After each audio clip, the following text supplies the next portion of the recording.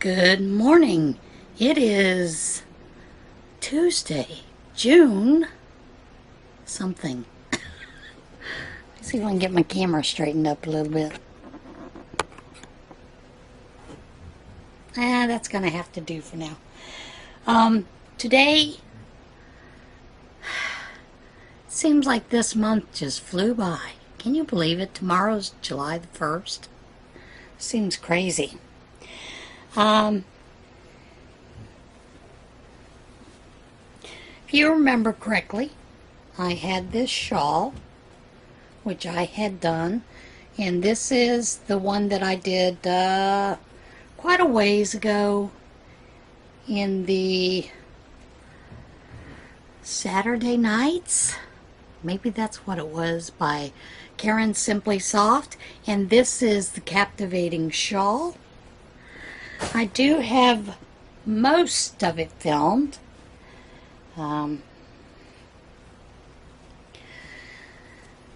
got all the way to the finished rows in this Stitch Studio by Nicole yarn. It's a lilac marl, and ready to start adding on the borders. Just need to get that filmed, and then that's ready to go. Had some issues with filming. It was pretty ugly. That's all I'm gonna say. Got my Knitcrate for June, finally, and it came in these god-awful gray packages. And it came with the card. It says June Getaway.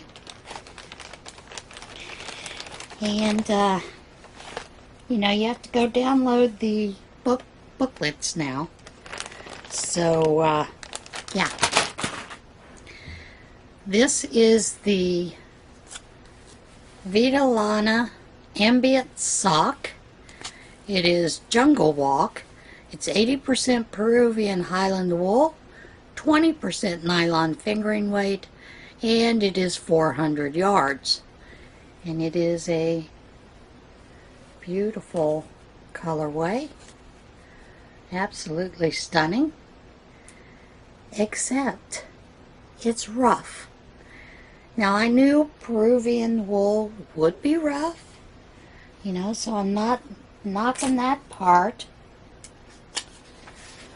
But here's the picture of the other ones for the sock weight, and this is how it's described. Jungle Walk. Chill out. Forest green and raspberry dance together and fade into soft ecru. Vita Lana Ambient Sock is not just a workhorse of a sock yarn. It's also durable, soft, and easy to wash. It is not soft. I would not want that next to my foot in any way, shape, or form. Now, I'm going to show you the extra.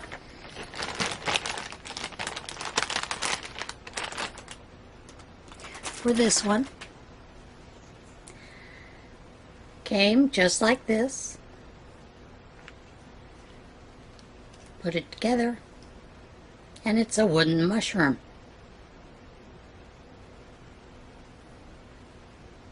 Thought they were supposed to be knit crochet related. What the heck is this? I mean, my first thoughts were, we're getting a gnome garden? And then my second thought was, well, maybe you could use it like a darning egg for socks? I don't know.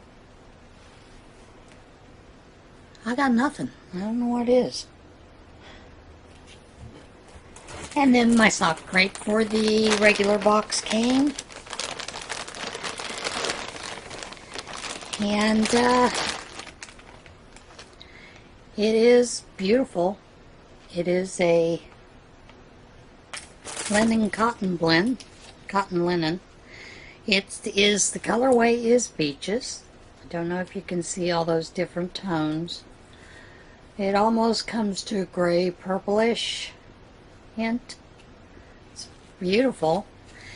Colorway is called Beaches. It's 34% cotton, 35% linen, 19% lyocell, 11% nylon, and there are 351 yards in each of the hanks. Now, I wouldn't call it really soft, but it's okay. Linen does soften up the more that you use it. So perhaps that was their, the whole idea behind that one. And what they're calling it is Aldine Wool's Interlock is a summery blend of cotton, linen, lyocell, and nylon. So dreamy to knit or crochet with. We are sure this will become a favorite yarn for making breezy summer accessories and garments. And the other two colorways are their typical orange and their typical purple. I don't think they know any other colors exist. There are such pretty colors that are natural colors, and I consider all types of wood different natural colors. Red oak, white oak, pine, birch, bark, all kinds of soft tones of browns. I just wish they would get a little more adventurous. Now, as you know, some of you may have already seen the information people have been passing on about it, that it was late this month because they couldn't get their supply in. It was because the plane was unable to leave and they couldn't get it in, so they got it on a different flight following week, so it was late. That is my main problem with Knitcrate.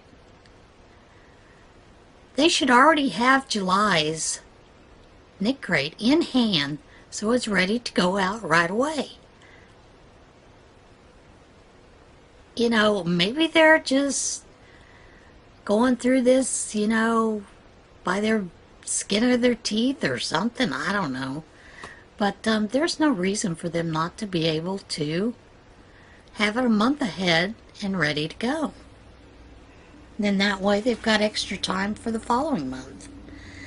Now, the pattern for the crochet is by Toni Lipsey, and she is of tlcrafts.com. And as you know, Toni loves to do a lot of things Tunisian, and this is the Tunisian shawl that she has created for this month. It's beautiful. And here is the back side of the shawl. And yes, I had to print it out. I printed out the pattern because I want to do the pattern. So, it's crazy, isn't it? The way that they're going with these kind of things. Did have a little bit of an oopsie. I forgot to show you the extra special gift with the Knitcrate. So here it is. It's a package of needles with their name on it. Doesn't tell you whether they are rust proof, so I won't be using them for blocking. So they're gonna go with my sewing needles because I can use them for sewing. Oh well. Now, I have that one friend that's always asking me to buy patterns from Ravelry for her. And I know that I've told you in the past that Ravelry, with their new update to their website, you can no longer check out as a guest. So I can no longer buy patterns for her from Ravelry. Well, apparently there are even more issues going on with Ravelry in this update. The update, from what I understand, when you do log in, the very first page you see is there's some animation on the page, which goes against the rules of the EU. So they're in trouble for that. Then a lot of people are talking about not able to find their patterns, all kinds of things. And because of the way that they've changed the look of it, that it creates a lot of migraine headaches for users. Also creates auras and even seizures. So, and there's a big hullabaloo, people complaining about it.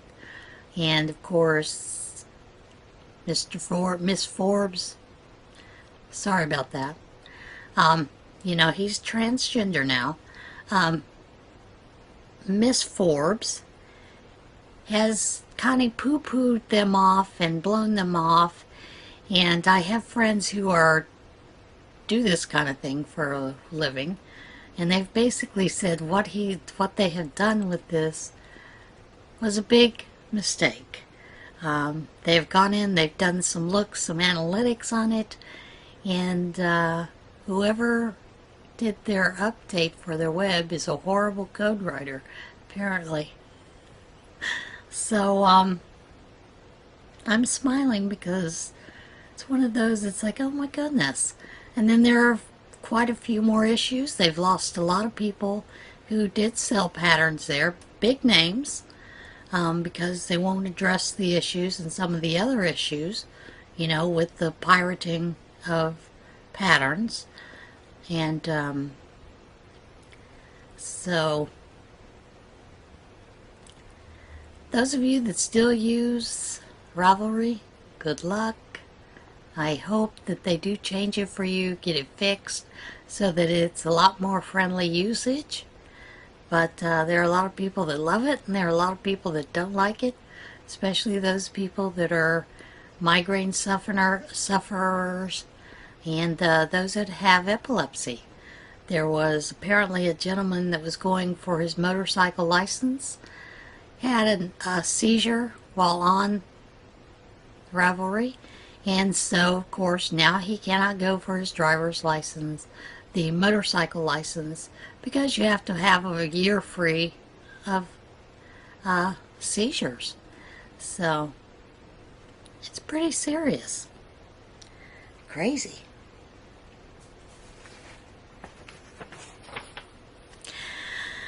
I hope you stuck around long enough for What in Tarnation. A lot of people have not been sticking around. Stick around for about 6-7 minutes and then they go on their merry way. So bless you that have stuck through. And now let's get into some What in Tarnation. Letter from Winnie the Pooh to young fan fetches more than $15,000. A 1935 letter signed by Winnie the Pooh, actually written by the illustrator Ernest Howard Shepard, fetched triple its expected amount when it sold for more than $15,000.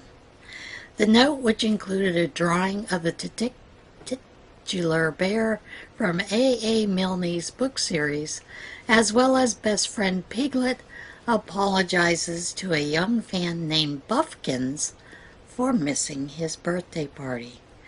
Dominic Winters Auctioneer said Buffkins was a childhood nickname for Harry Stopes Rowe, whose mother, Mary Stopes, was a close friend of Shepard. The Stopes Rowe family said that Harry would often invite Winnie the Pooh to his birthday parties, and the illustrator would respond with a letter apologizing for the bear's absence. The letter is riddled with intentional Pooh-esque misspellings. We are terribly sorry that we shan't be able to come to your party on March 30th, but we are going to be away. Thank you so much for inviting us, the note reads. The letter had been expected to fetch a top bid of about $5,000. When it went under the hammer Thursday, but it ended up selling for a total of $15,521. Shepard, who died in 1976, was the famed illustrator for Milne's books, as well as his 50-year tenure at Punch magazine. Can get a sip here.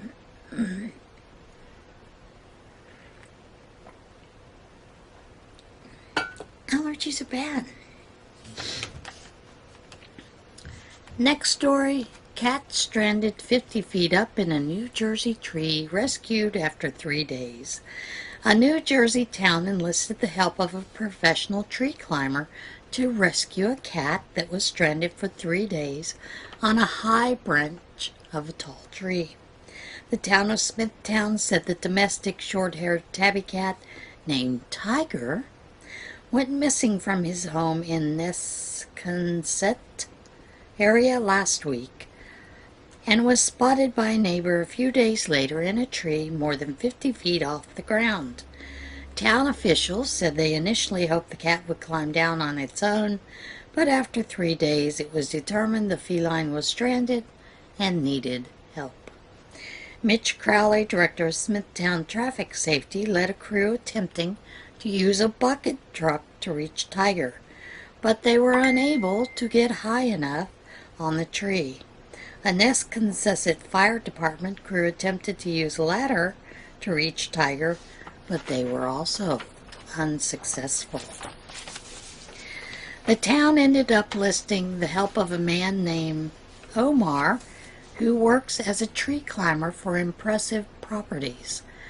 Omar donned a helmet and a harness and climbed the tree to reach the feline and carry him back to safety.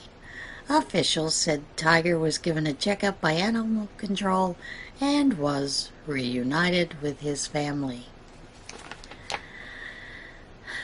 And I don't know if you have seen some of the episodes where the people go in to rescue animals and things like that with the bucket or climbing up the tree. They're tree trimmers, I believe, but they'll climb up the tree to rescue animals that are trapped in the tree. Some of those episodes I can remember watching them getting up to the cat scurrying away further up the branch or up the tree. So, Omar, you did a fantastic job getting that little critter down. Now, this next story, there is video, but the video is in Spanish, as in from Spain. But I think you can get the gist of it if you look at the video. But seeing the actual video, as opposed to just the pictures. Botched painting restoration gives Virgin Mary a cartoon face. The Spanish owner of painting by famed artist Bartolome Esteban Murillo said he paid more than $1,300 to have it restored, and the process made a mess of the Virgin Mary's face.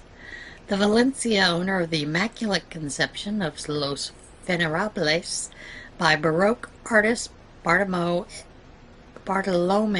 Esteban Murillo said he paid $1,356 to have a furniture restorer clean the painting, but the attempt destroyed the face of the Virgin Mary.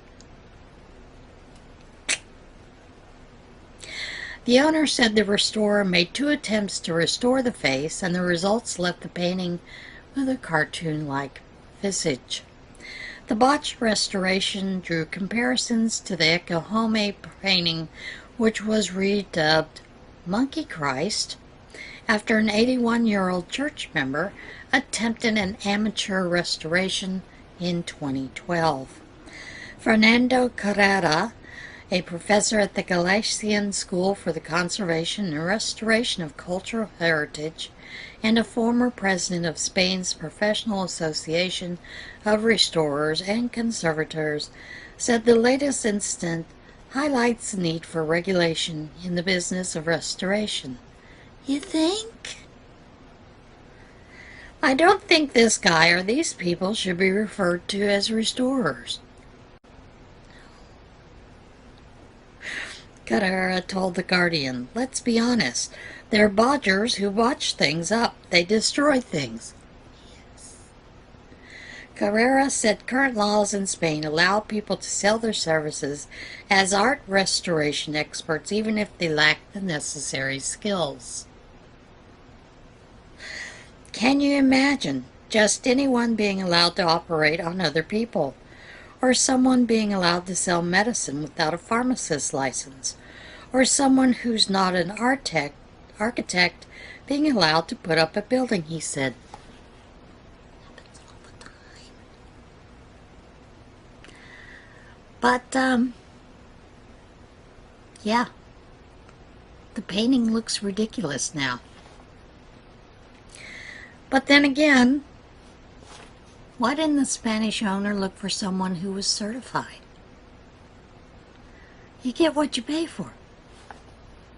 And in this case, a botched painting. Now this next one I think is rather cute. Florida woman's lawsuit seeks paternity test for goats. That's right, folks. Goats. A Florida woman filed a civil suit against a neighbor demanding a paternity test for the 5 goats she purchased in December. The lawsuit, filed by Chris Hedstrom, demands that her neighbor, Heather Daner, either refund the $900 she paid for the 5 Nigerian dwarf goats she purchased in December, or provide a sample of DNA from the goat's purported father to prove their lineage. Wonder if there's such a thing as goat support. Hedstrom's lawsuit alleges she was under the impression that she would be able to register the goats' pedigrees with the American Dairy Goat Association. She said Daner, owner of Baxter Lane Farms in Odessa, told her the father of the goats, Country Caprice Ace, was registered with the organization.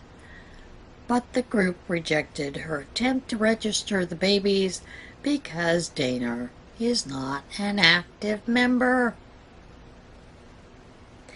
Hedstrom alleges the association told her she would need to submit 40 hair follicles from the father goat to prove the lineage of the babies, so she sent Daner a letter requesting the DNA sample. Daner responded by offering to take the goats back and give Hedstrom a refund. Daner said Hedstrom has repeatedly trespassed on her property and called the police on her. She said the other woman sent her a message in March telling her not to contact her again, and that was the last she heard from her until the lawsuit was filed this month. Daner said she is due in court next month. She said she plans to represent herself because she doesn't want to spend the money on a lawyer. We all know how that happens, and what happens when you represent yourself. Usually you lose. That should be rather interesting to see what happens out of that. This next one is kind of an ooh factor, and there is a story that goes with it that you can find in a newsletter. I think it shows a picture of said items.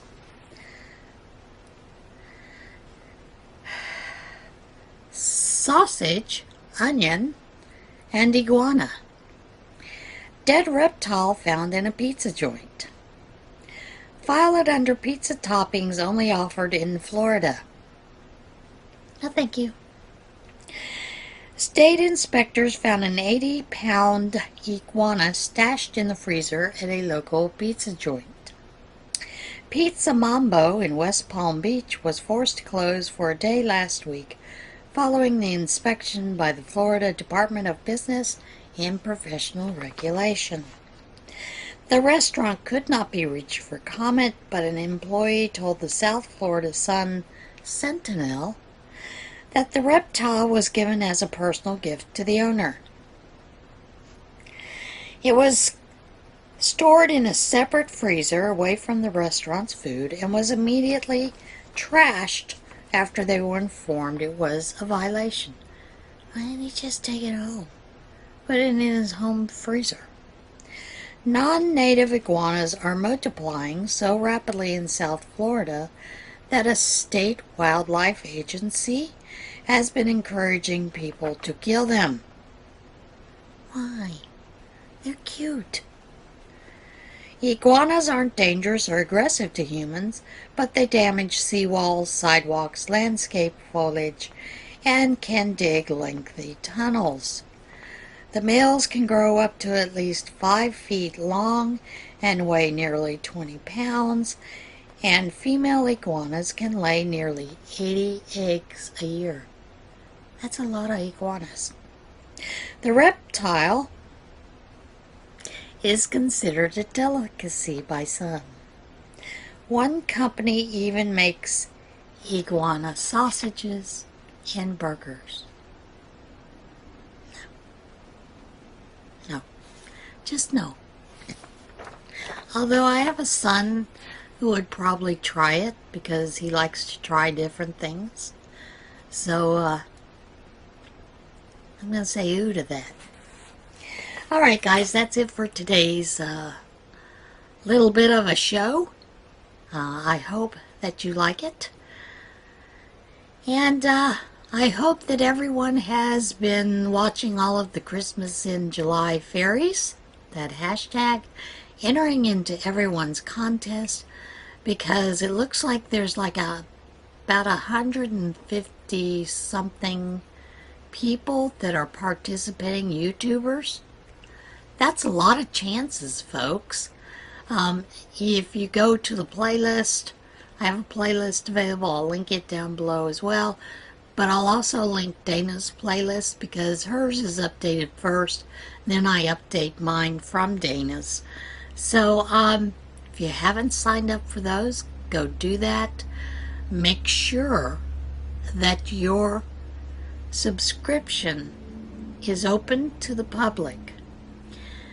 There are 2 ways that YouTubers, when they draw their names on the 15th of July, can find out whether you're a subscriber.